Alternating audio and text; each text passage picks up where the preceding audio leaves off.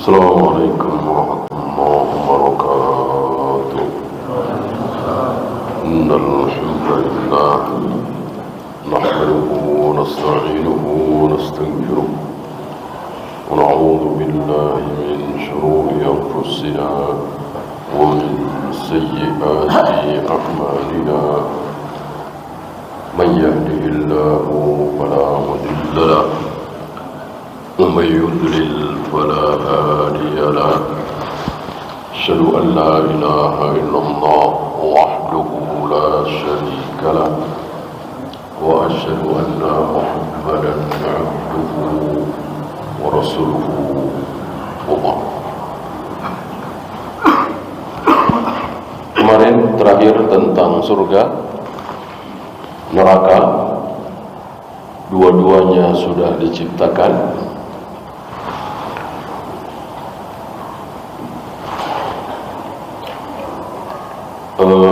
Surga berada di langit tertinggi, sedangkan neraka berada di bumi yang paling rendah. Allah mengetahui siapa saja yang akan masuk surga di saat Allah menciptakan surga, bahkan sebelumnya. Begitu pula Allah mengetahui siapa saja yang akan masuk neraka sebelum Allah menciptakan neraka. Ilmu Allah tidak terbatas. Surga dan neraka akan kekal selama-lamanya bersama kekekalan Allah. Selagi Allah masih ada, maka surga dan neraka akan terus ada beserta penghuninya masing-masing. Ya, kita tinggalkan, kita masuk pasal 25. Wa Adam alaihi salam kana fil jannatil baqiyatil makhluqati. Ini berbicara tentang Adam alaihi salam, dan hanya para nabi, para rasul yang berhak dengan doa alaihi salam. Beberapa naskah Bukhari itu ada kalimat Ali alaihi salam, Fatimah alaihi salam. Ini bukan dari Bukhari, tapi dari penulis setelah Bukhari. Adapun Bukhari dan imam-imam ahlul hadis sampai kepada para sahabat sepakat alaihi salam, alaihi salatu wassalam, sallallahu alaihi wasallam, sallallahu alaihi wa alihi wasallam. Ini khusus doa untuk para nabi, para rasul. Adapun para sahabat cukup dengan radhiyallahu anhu. Dan setelah sahabat tidak berhak mendapatkan ini. Sering kita dengar Imam Syafi'i radhiyallahu anhu. Ini keliru. Imam Syafi'i rahimahullah, Imam Nawawi rahimahullah, siapapun yang sudah wafat mendapatkan doa rahimahullah berdasarkan ucapan Nabi saat beliau tersinggung, dituduh tidak adil. Langsung beliau menghibur diri. Teringat saudara beliau yang sudah mendahului beliau, Musa alaihi salatu wassalam. Beliau mengatakan rahimahullahu Musa, rahimallahu Musa qad udhiya bi aktsara min hadza fasabara. Semoga Allah merahmati Nabi Musa. Nabi Musa disakiti lebih sakit dari aku ini. Aku nggak ada apa-apanya, tapi beliau sabar. Bagaimana aku tidak sabar? Aku nggak seberapa. Begitulah orang-orang saleh, tidak merasa soleh. Orang-orang hebat tidak merasa hebat. Orang-orang mulia itu tidak merasa mulia. Lihat Nabi alaihi salatu wassalam manusia paling mulia di muka bumi, merasa kecil. Nabi Musa saja disakiti lebih sakit dari aku ini, difitnah, bahkan menyangkut fisik, bahkan fisik yang paling pribadi, privasi ya. Beliau sabar. Gimana aku nggak sabar? Inilah manusia mulia. Termasuk ketika beliau menceritakan kisah Nabi Yusuf. Saat beliau di penjara, Nabi Yusuf di penjara, lalu ada utusan raja mempersilahkan Nabi Yusuf untuk keluar dari penjara. Nabi Yusuf mau apa tidak? Tidak mau. Tidak mau. Bereskan dulu fitnah itu. Aku masuk penjara ini karena fitnah, bukan karena kesalahanku, tapi fitnah si wanita itu. Selesaikan dulu. Apa komentar Rasulullah SAW menanggapi penolakan Nabi Yusuf untuk keluar dari penjara? Betapa hebatnya Nabi Yusuf, betapa kuatnya Nabi Yusuf bertahan di penjara. Kalau aku di penjara disuruh keluar, tentu aku keluar. Kan di penjara nggak enak. Betapa kuatnya Nabi Yusuf. Inilah Nabi kita Muhammad Rasulullah SAW, jauh lebih mulia dari Nabi Yusuf, tapi dalam hal ini beliau merasa kecil. Ini tidak seperti kita. Ketika kita membandingkan seseorang berbuat maksiat, berbuat kekeliruan, seolah kita pasti aman. Inilah kesombongan kita. Ya, kembali ke Adam alaihi salatu wassalam. Dan tidak ada bedanya Adam, Idris, Nuh, Hud, Saleh, Ibrahim, Ismail sampai Nabi Muhammad alaihi salatu wassalam, tidak ada bedanya. Bisa alaihi salam, bisa alaihi salatu wassalam, bisa sallallahu alaihi wasallam, bisa sallallahu alaihi wa alihi wasallam. Dulu waktu kita sekolah SD barangkali itu diajari kalau Adam alaihissalam, kalau Musa alaihissalam, kalau Isa alaihissalam, kalau Muhammad sallallahu alaihi wasallam. Ini keliru. Seluruh para nabi, para rasul berhak dengan itu semua. La nufarriqu baina ahadin min rusul. Ini termasuk larangan membeda-bedakan para nabi, para rasul. Bahwa Nabi Musa tidak sama dengan Nabi Ibrahim, betul. Nabi Ibrahim tidak sama dengan Nabi Muhammad SAW, betul. Tapi dalam hal ini sama.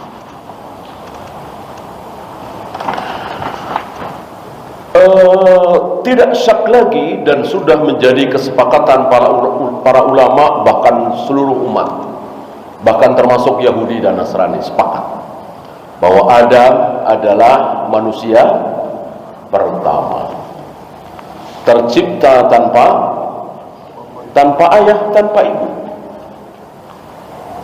Berbeda dengan Hawa, tercipta tanpa ibu tapi dengan ayah, maksudnya dengan perantara seorang laki-laki. Berbeda lagi dengan Nabi Isa, tanpa ayah, dengan ibu. Yang keempat, dengan ayah, dengan ibu. Kita semua ini, selain mereka bertiga. Adakah yang kelima, keenam, ketujuh? Tidak ada.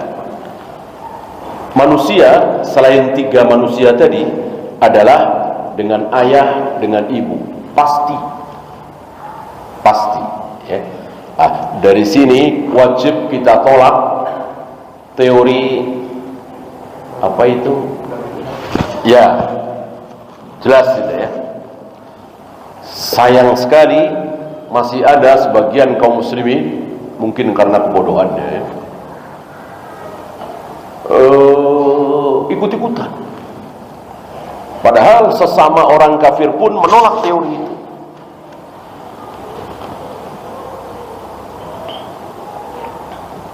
termasuk cloning. Kita sering dengar ya, bahwa domba ini tanpa ayah tanpa ibu, tapi cloning begini. Atau ayam atau apalah sering kita dengar. Kita wajib yakin seyakin-yakinnya untuk manusia tidak mungkin. Tidak mungkin. Ya. Mereka kan berhayal pada satu saat nanti bisa manusia cloning seperti itu. Artinya tanpa ayah tanpa ibu, ya, wajib kita tolak.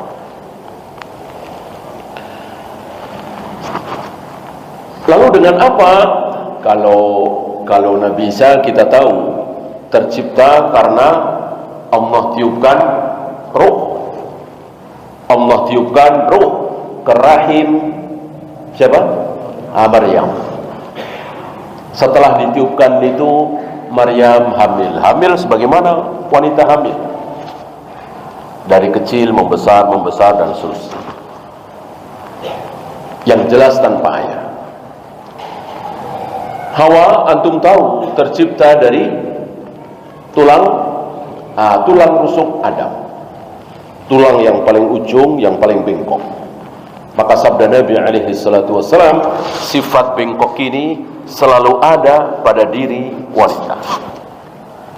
Selalu ada. Hatta istri-istri Nabi. Jangankan istri kita ya, istri Nabi ada sifat kebengkokan. Ada beberapa riwayat bagaimana istri-istri Nabi muncul bengkoknya.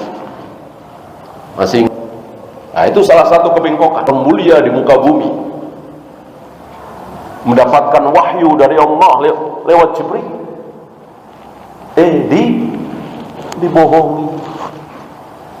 Dibohongi oleh dua istri beliau. Masyhur surat At-Tahrim. Ya. Itulah wanita, itu istri Nabi. Gimana yang lain? Ya. Maka wajib bagi kita semua sabar, memiliki istri, dan pasti akan muncul sifat kebengkokan. Tidak mungkin tidak. Kalau lurus terus nggak pernah muncul kebengkokan, sabda Nabi batal. Ya.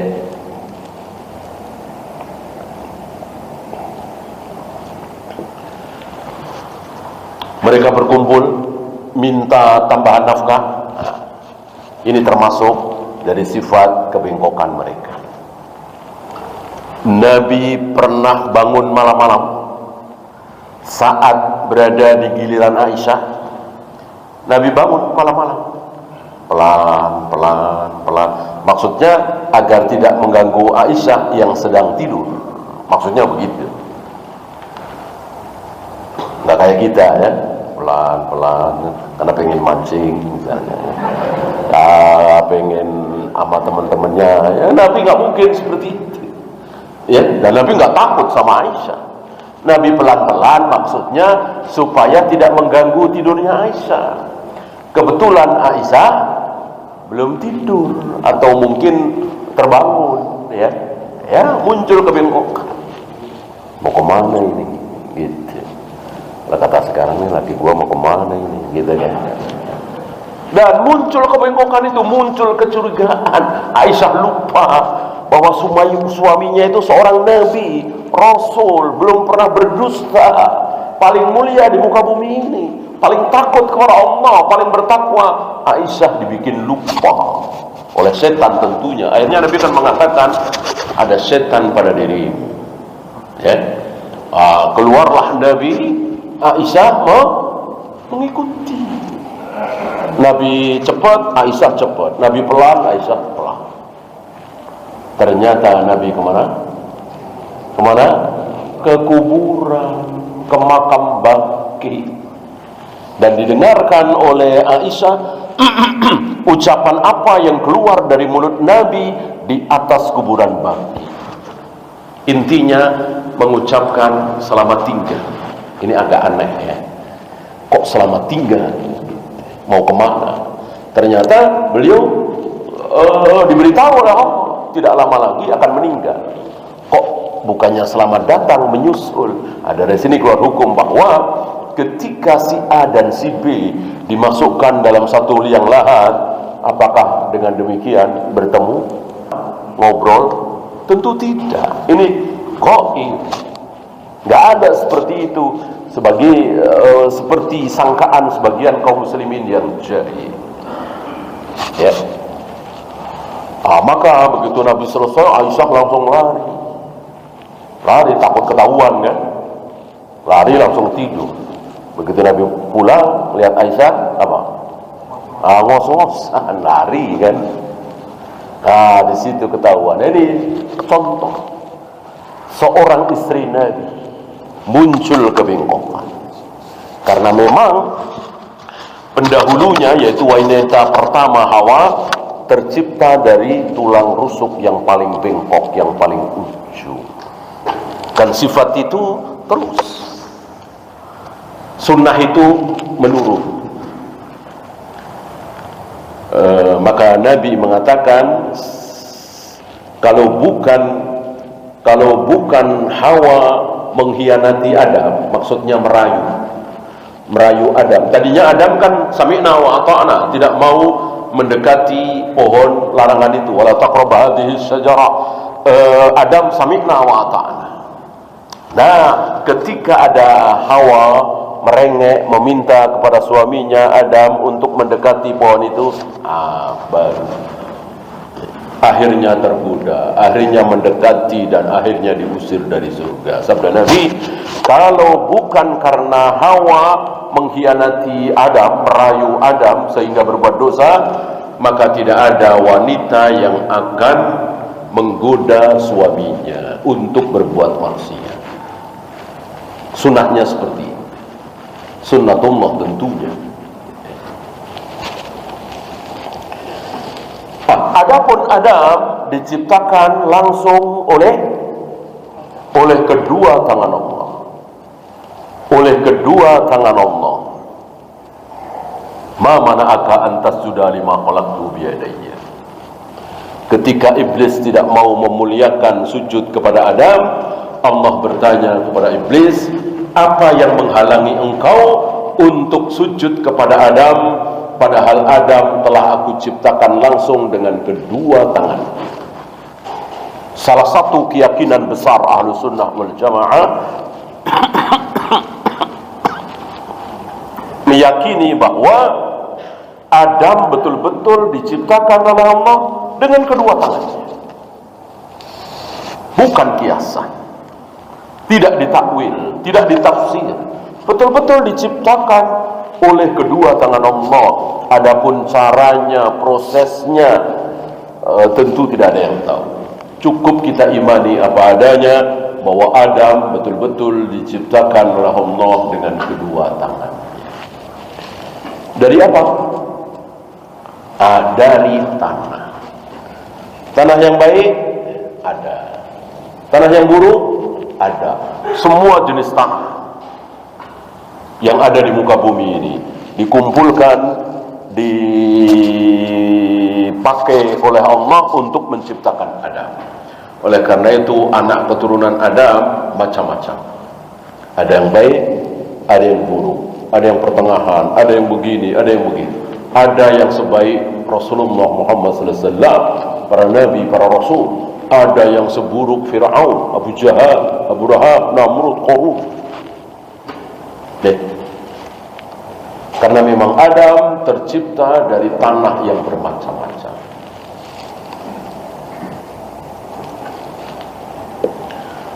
Begitu diciptakan oleh Allah, jadilah Adam ya seperti kita. Ada tangan, ada hidung, ada kepala, ada dada, ada perut, ada kaki, kaki dua, persis seperti kita tentunya. Tapi tanah ya gimana sih bikin dari tanah seperti ini? Betul-betul seperti ini, sesuai dengan zahir ayat, zahir hadis, dan berubah. Saat itu, ini dikisahkan oleh Ibnu Katsir ya. Saat itu iblis melihat, maka sempat iblis itu masuk ke dalam rongganya, mati ya, betul-betul tanah mati. Setelah itu baru Allah tiupkan roh, maka mulailah hidup dari kepala, wajah, leher, dada, perut, sampai pusar. Adam sudah bangun, buru-buru ya. Maka dengan apa yang dilakukan oleh Adam, maka menurun kepada umumnya manusia sifat manusia ajula, tergesa-gesa, buru-buru. Banyak dari kita yang tidak sabar, buru-buru. Dan dengan buru-buru tidak sabar itu justru menemui kegagalan. Maka ada kaidah kan?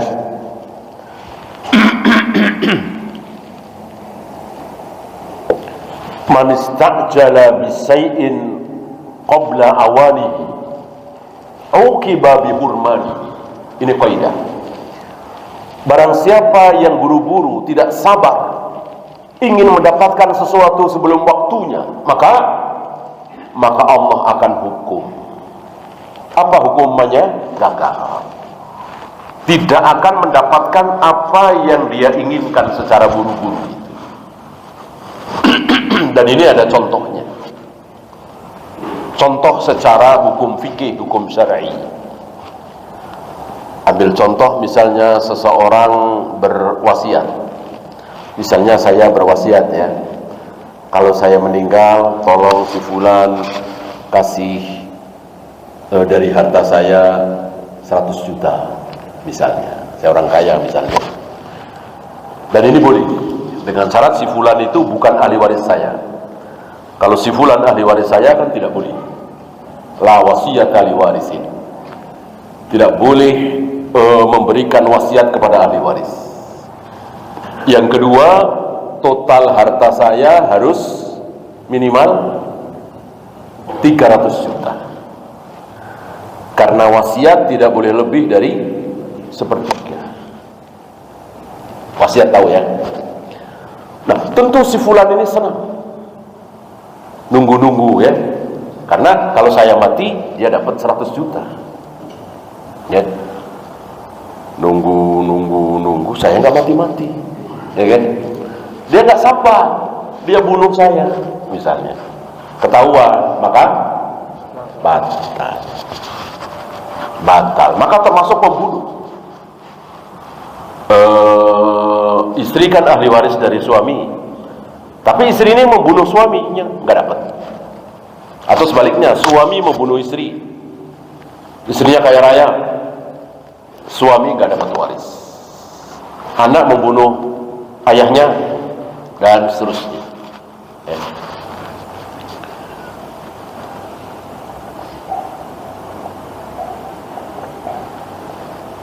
Termasuk umul walad. Umul walad seperti itu. Antum tahu umul walad, seorang budak yang melahirkan anak hasil dijima oleh tuannya, dan ini halal.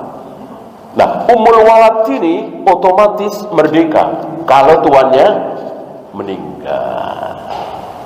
Nah, tentu si umul walad ini nunggu-nunggu supaya tuannya meninggal. Kalau dia ingin cepat-cepat merdeka ya, dia nggak sabar. Dia bunuh tuannya, ini sama batal. Artinya tetap tidak merdeka, tetap menjadi budak. Muncul kaidahnya. Man istajala bi syai'in qabla awanihi uqiba bi hurmanihi. Barang siapa yang buru-buru, maka dia akan dihukum. Apa hukumannya? Tidak mendapatkan apa yang dia ingini secara buru-buru. Ini contoh ada. Ya.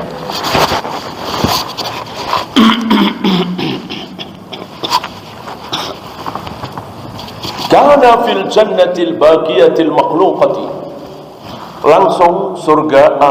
Adam hidup di surga dengan kenikmatan yang luar biasa tentunya. Surga, ya.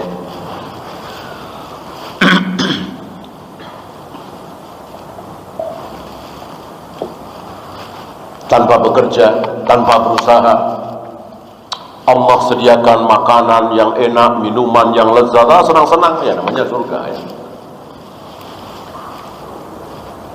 Tapi ada sesuatu, ya, ada sesuatu. Ada yang apa ya?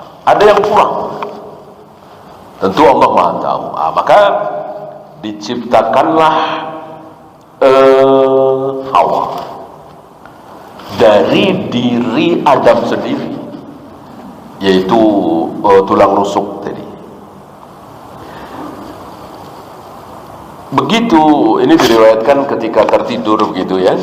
Begitu terbangun melihat Hawa, itu langsung tertarik.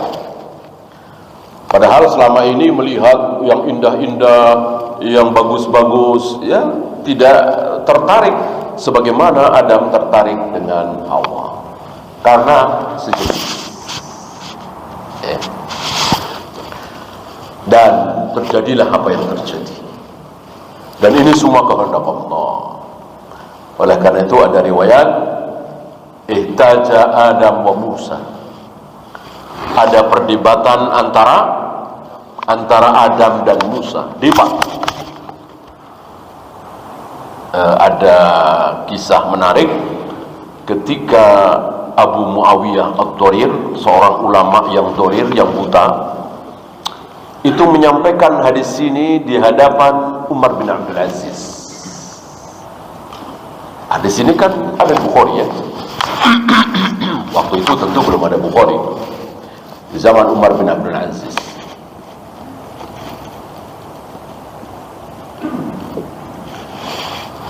Pamannya atau masih kerabat dari Umar bin Abdul Aziz bertanya, aina iltaqoya? Di mana mereka berdua bertemu, berdebat di mana? Seolah membantah, mustahil.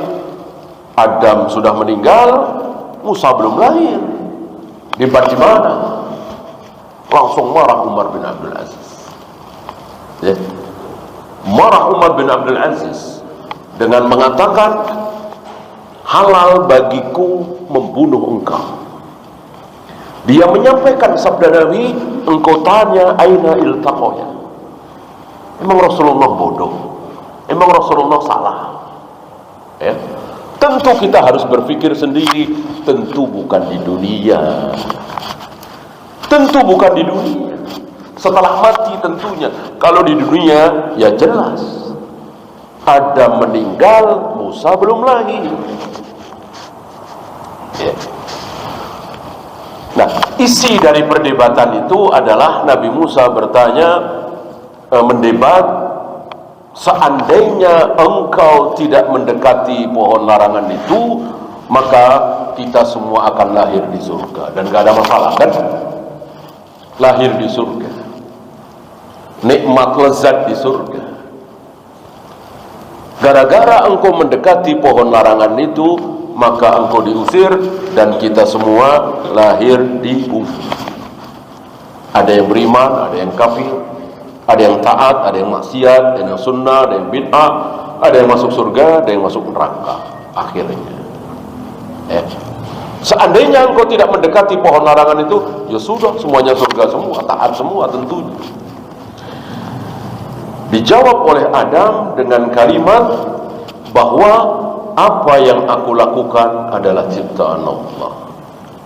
Inti dari perdebatan itu, siapa yang menang? Adam, bukan Musa alaihi salatu wassalam. Yang menang Adam. Karena ini berbicara tentang hal yang gaib tentunya, bahwa Allah menghendaki seperti itu. Allah tidak menghendaki Adam terus di surga. Allah tidak menghendaki iblis mau sujud kepada Adam. Kalau iblis mau sujud kepada Adam, selesai. Akhirnya tidak ada iri pada diri iblis, tidak diusir dari surga, ya sama-samalah di surga. Allah tidak. Semua adalah kehendak Allah secara apa kemarin? Secara kauniyah, bukan secara syar'iyyah. Kalau secara syar'iyyah, tentu Allah menghendaki iblis sujud kepada Adam, orang disuruh kok. Kalau secara syar'iyyah, Allah menghendaki Adam tidak mendekati pohon larangan itu, orang dilarang kok. Tapi secara kauniyah sebaliknya. Kehendak kauniyah adalah kehendak Allah yang pasti terjadi. Bisa baik, bisa tidak baik. Adapun kehendak syar'iyyah adalah kehendak Allah yang pasti baik. Enggak ada yang buruk. Bisa terjadi, bisa tidak. Ya. Oleh karena itu kalau ada orang yang bertanya seperti tadi, Aisyah dan Hafsah membohongi Rasulullah, itu kehendak Allah apa tidak? Nah, balik bertanya, kehendak apa? Kalau kehendak kauniyah, iya. Kalau kehendak syar'iyyah, tidak. Ya.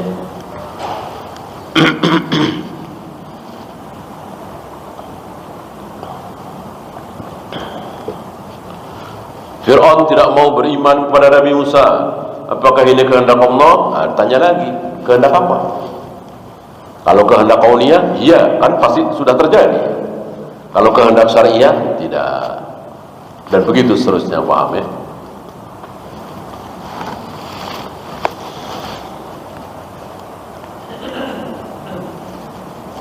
Dan sedikit tentang tanah yang Allah pakai untuk menciptakan Adam. Ini khusus dalam hal ilmu, ada 3. Manusia dalam hal menerima ilmu dari Allah dan Rasulnya itu dibagi 3. Ada tanah yang buruk sekali, yang paling buruk, hampir-hampir seperti batu, ki'an, diistilahkan oleh Nabi, ki'an, yaitu dia tidak bisa menerima air sama sekali. Mungkin tanah cadas, kan? Hampir mirip-mirip batu. Artinya ketika ada air datang dari langit, ya cuman basah luarnya saja, dalamnya betul-betul kering, tidak bisa menyerap sama sekali. Nah, kan ada orang model seperti itu, kedatangan ilmu, kedatangan hujjah, ini ayat, ini hadis, tidak bergeming, ini tanah yang sangat buruk. Jadi ilmu yang datang kepada dia itu gak ada manfaatnya sama sekali, dan itu banyak dan kita saksikan. Ya, contohnya jelas Abu Jahal, Abu Lahab, Fir'aun. Abu Jahal, Abu Lahab, Abu Talib kedatangan ilmu hampir setiap hari dari Nabi SAW, tapi nggak masuk sama sekali. Kemudian ajaib, ini tanah yang gembur, yang menerima air. Jadi ketika datang air dari langit itu membasahi tanah itu, kemudian tanah itu mengandung air. Saat musim kemarau tiba, manusia butuh air, tanah ini digali. Ada apanya? Ada airnya. Menerima air dari langit, mengeluarkan kembali air, dan itu sangat bermanfaat bagi manusia. Ini ajaib. Artinya dia terima ilmu dari gurunya, dari kiainya, dari ustadznya, lalu dia hafal, lalu dia sampaikan lagi kepada orang lain persis seperti yang dia terima dari gurunya, tidak menambah, tidak mengurang. Baguskah? Bagus. Yang ketiga, ini yang paling bagus, Ta'ifatun Thayyibah, kata Nabi, jenis yang paling bagus. Bagaimana sifat tanah ini? Dia menerima air dari langit. Setelah dia menerima air dari langit, dia keluarkan apa? Duku, rambutan, pepaya, padi, jagung, wah macam-macam. Ini luar biasa. Ini sangat-sangat luar biasa. Dia menerima ilmu dari gurunya, ayat, hadis. Dari satu hadis itu dia bisa mengeluarkan 5 fawaid. Dia bisa mengeluarkan 7 fawaid.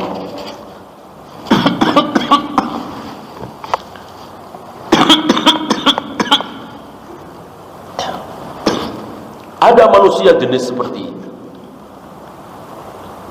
Ini tanah terbaik. Dan ini ada pada diri ulama. Ulama itu luar biasa. Pernah seorang alim menyampaikan satu hadis, tidak hadir di ingatan saya. Kemudian salah satu muridnya ini dari hadis itu, muridnya ini calon ulama akhirnya ya, mungkin remaja, mengeluarkan fawaid. Fawaidnya begini. Gurunya ini mengatakan, wallahi aku hafal hadis itu dari 40 tahun yang lalu.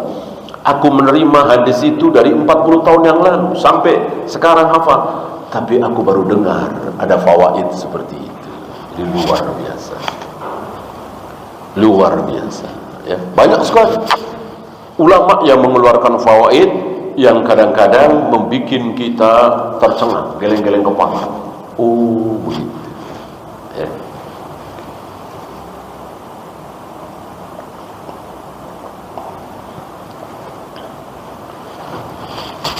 Saya pernah dengar, saya Sulaiman ketika membantah sebagian murid Syekh Al-Albani yang mengatakan bahwa salat tahiyatul masjid itu wajib. Karena memang sangat-sangat ditekankan kan. Ada yang berpendapat wajib. Salah satu bantahan beliau adalah 3 orang. 3 orang datang ke majelis Nabi. Barangkali antum masih ingat hadis ini. Nabi sedang di majelis memberikan ilmunya, datang 3 orang terlambat. Yang satu karena mungkin sudah telat dia pergi, mungkin pulang lagi. Yang satu malu-malu duduk di belakang. Yang satu lagi nggak malu-malu, dia nyari-nyari tempat ke depan. Lalu duduk. Nabi tahu. Nabi bahas yang pertama begini-begini, yang kedua begini-begini karena dia malu, Allah pun malu, gitu kan. Artinya Allah terima walaupun duduk di belakang. Yang pertama ini karena dia mencari tempat, Allah kasih tempat. Apa kata beliau? Salat tahiyatul masjid tidak wajib. Salat tahiyatul masjid tidak wajib. Kenapa? Karena orang yang 2 ini langsung duduk tanpa salat tahiyatul masjid. Apalagi yang depan, Nabi tahu tentunya. Kalau wajib, tentu Nabi sudah katakan tidak mungkin dan tidak boleh dan haram bagi Nabi dia ketika di hadapan beliau ada yang melakukan sebuah dosa. Kan dosa kan? Kalau salat tahiyatul masjid wajib, ya tentu dia berdosa, langsung duduk. Nabi tidak menegur. Karena orang yang tidak mau melakukan perbuatan yang mustahab, sunat, tidak wajib, tidak boleh ditegur. Memerintahkan boleh untuk ilmu, ya. Seperti Nabi sedang berkhutbah, ada orang datang langsung duduk, diperintahkan salat tahiyatul masjid.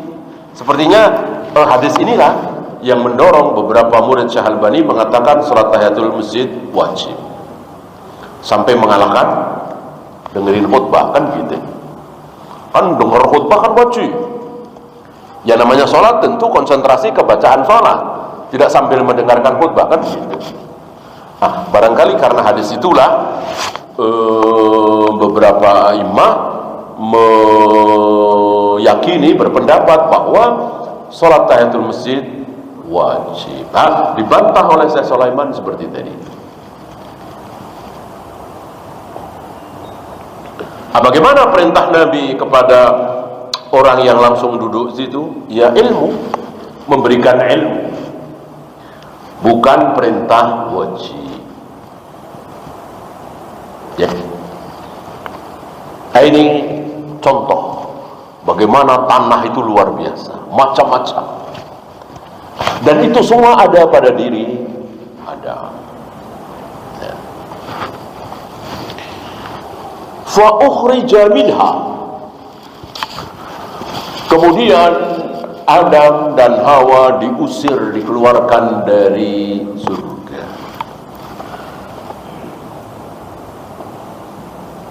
Antum bisa bayangkan, antum bisa bayangkan, dari mendapat fasilitas yang luar biasa, makan, minum, bersenang-senang, nikmat luar biasa, tanpa kerja, tanpa usaha, tiba-tiba diusir, suruh hidup di bumi yang tentu harus berusaha sendiri, cari makan sendiri, cari minum sendiri, dan sendirian.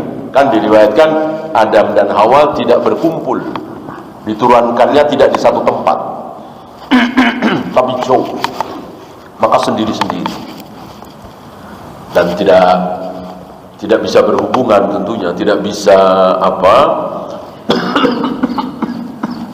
berkomunikasi, ya kan?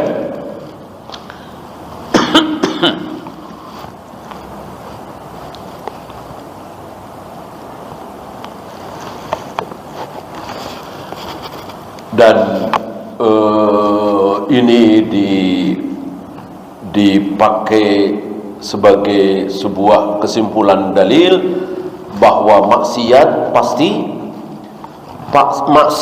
pasti menyebabkan sengsara. Jika kita melihat sebuah kemaksiatan menghasilkan kenikmatan, minum khamr nikmat, zina nikmat, korupsi nikmat karena langsung dapat uang banyak, bisa beli ini beli itu sementara. Itu sementara. Pada akhirnya pasti akan timbul kesengsaraan, dunia atau akhirat. Kalau akhirat sudah jelas. Ya. Nah, ini nasihat bagi kita untuk jangan pernah nikmat dengan maksiat. Yang membuat maksiat nikmat itu siapa? Setan, iblis.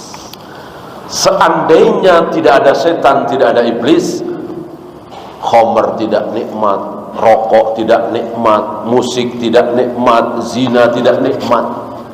Seandainya tidak ada iblis. Kenapa menjadi nikmat? Karena ada iblis. Dan iblis sudah bertekad, akan aku tipu mereka semua, ya Allah.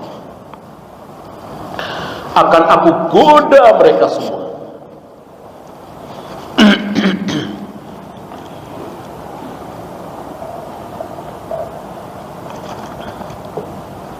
Tanpa terkecuali, kecuali hamba-hambamu yang mukhlasin. Ya. Ini membahas tentang tauhid. Karena dengan tauhid ini luar biasa, ampunan itu luar biasa. Nah, ini nasihat bagi kita semua saat kita tergoda. Ini kalau kita campur dikit saja, untungnya banyak. Ini kalau kita nggak usah bilang bahwa ini KW, insya Allah laris. Jangan pernah teruskan. Ya, pasti berakibat buruk sengsara, nggak mungkin berakibat kebaikan. Ya, silakan azan dulu. Wassallallahu ala Muhammadin sallallahu alaihi wasallam wa akhiru da'wana alhamdulillahi rabbil alamin. Alhamdulillah, salatu wassalamu ala rasulillah, la hawla wa la quwwata illa billah. Kita lanjut sedikit. Banyak pelajaran dari peristiwa Adam, terutama dibandingkan dengan iblis. Apa pelajaran yang ditulis oleh para imam? tidak sholat dosanya lebih besar dari berzina, minum khamar, berjudi, membunuh, memperkosa. Para ulama menyimpulkan ini itu dari peristiwa Adam dan Iblis. Kenapa? Dosa itu ada dua, maksiat itu ada dua. Yang pertama, ada perintah tidak dilakukan, perintah Allah dan Rasulnya tidak dilakukan, ini dosa, ini maksiat. Yang kedua, ada larangan malah dilanggar, dilakukan. Yang pertama, ada perintah tidak dilakukan, sholat tidak, saum tidak, zakat, haji tidak. Yang kedua, ada larangan dilanggar, dilarang berzina, dilarang minum khamar, dilarang berjudi, dilarang membunuh, dilanggar. Dia berzina, minum khamar, berjudi, membunuh, korupsi, dan seterusnya. Nah, mana di antara dua dosa ini, dua jenis dosa ini yang lebih besar dosanya? Jawabnya, tidak melaksanakan perintah, tidak sholat, tidak saum, dan seterusnya. Itu jauh lebih besar dosanya dari berzina, minum khamar, berjudi, membunuh, memperkosa. Mana contoh tadi? Adam dan Iblis. Apa dosa Iblis? Tidak mau melaksanakan perintah. Kan ada perintah, usjudu li Adam, sujudlah kalian semua kepada Adam. Fasajadal malaikatu kulluhum ajma'in illa Iblis. Maka seluruh yang ada di situ, para malaikat, sujud kepada Adam, kecuali Iblis. Aba wastakbara wa kana minal kafirin. Dia nggak mau, dia menyombongkan diri. Berarti tidak mau sholat, sombong. Tidak mau saum, sombong. Tidak mau haji, sombong. Ada sifat sombong. Adapun berzina, minum khamar, berjudi, tidak sombong. Dosa besar sekali, tapi tidak mengandung unsur kesombongan. Yang mengandung unsur kesombongan adalah ada perintah tidak ditaati, sebagaimana Iblis. Nah, sementara dosa Adam adalah ada larangan dilanggar. Wala taqrabu hadhihi syajarah, jangan engkau dekati pohon ini. Didekati pula oleh Adam dan Hawa. Sepakat seluruh kaum muslimin, bahkan seluruh manusia Yahudi dan Nasrani yang mengimani ini, bahwa dosa Iblis jauh lebih besar dari dosa Adam. Kenapa?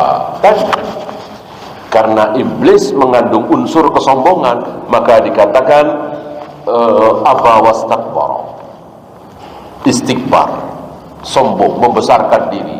Wa kana minal kafirin, jelas kafir. Adapun Adam tidak. Oleh karena itu Adam diampuni, walaupun dihukum dengan hukum yang luar biasa, hidup di muka bumi setelah tadinya hidup di surga. Tentu luar biasa ini ya. Beda dengan kita semua yang dari awal memang di muka bumi, belum pernah merasakan surga. Ya biasa aja memang seperti ini. Adam dan Hawa kayak apa rasanya? Bertahun-tahun, mungkin ratusan tahun, mungkin ribuan tahun, hidup serba berkecukupan, senang-senang. Tiba-tiba hidup di muka bumi yang seperti itu tentunya ya, cari sendiri, cari makan sendiri, usaha sendiri, ya kan?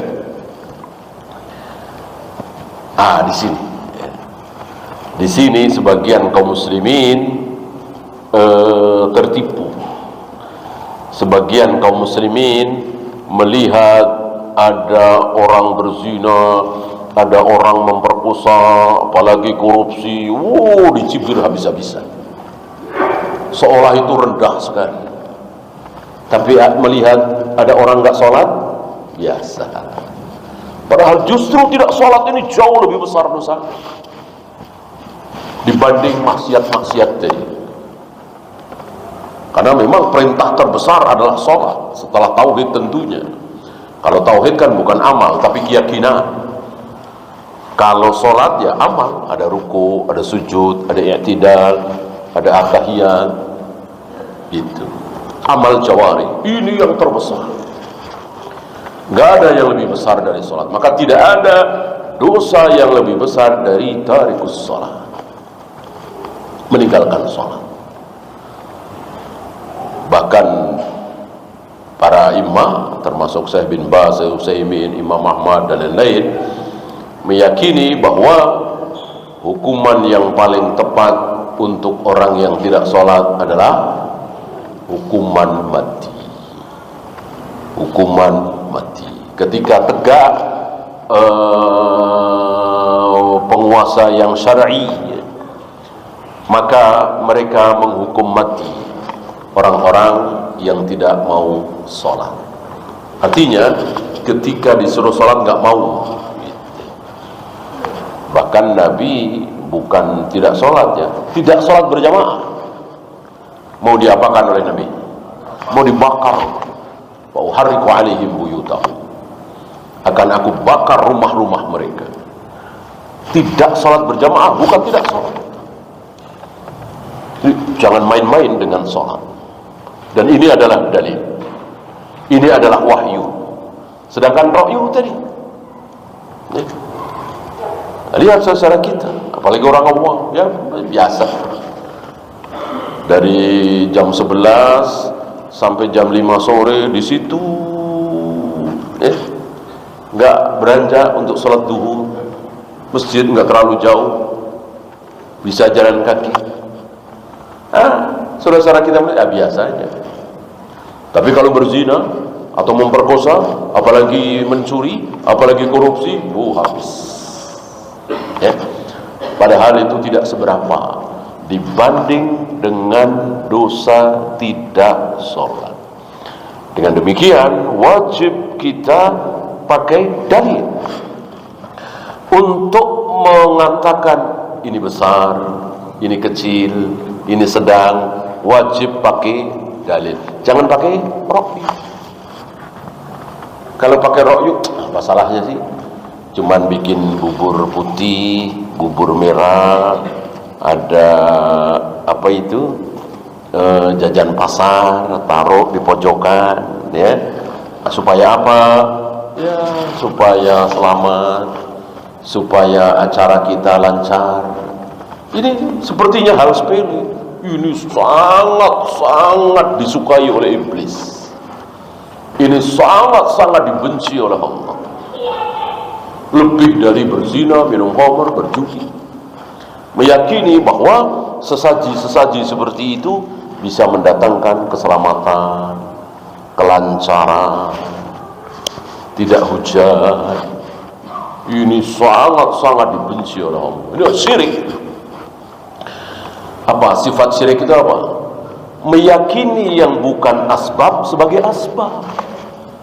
Apa iya lancar itu disebabkan karena sesaji-sesaji itu, ya? Lancar itu disebabkan oleh dijaga polisi, dijaga orang tentara, sama aman. Itu asbab. Tapi dengan seperti itu kan bukan asbab, diyakini sebagai asbab, maka itu syirik. Maka haram bagi antum meyakini angka-angka tertentu, angka 13 misalnya, menyebabkan celaka, haram, syirik, ya. Tapi kalau meyakini benda-benda tertentu berbahaya karena mengandung racun, mengandung gas berbahaya, itu tidak syirik. Ya, itu saja. Subhanallahumma bihamdika asyhadu an la ilaha illa anta astaghfiruka wa atubu ilaik. Assalamualaikum warahmatullahi wabarakatuh.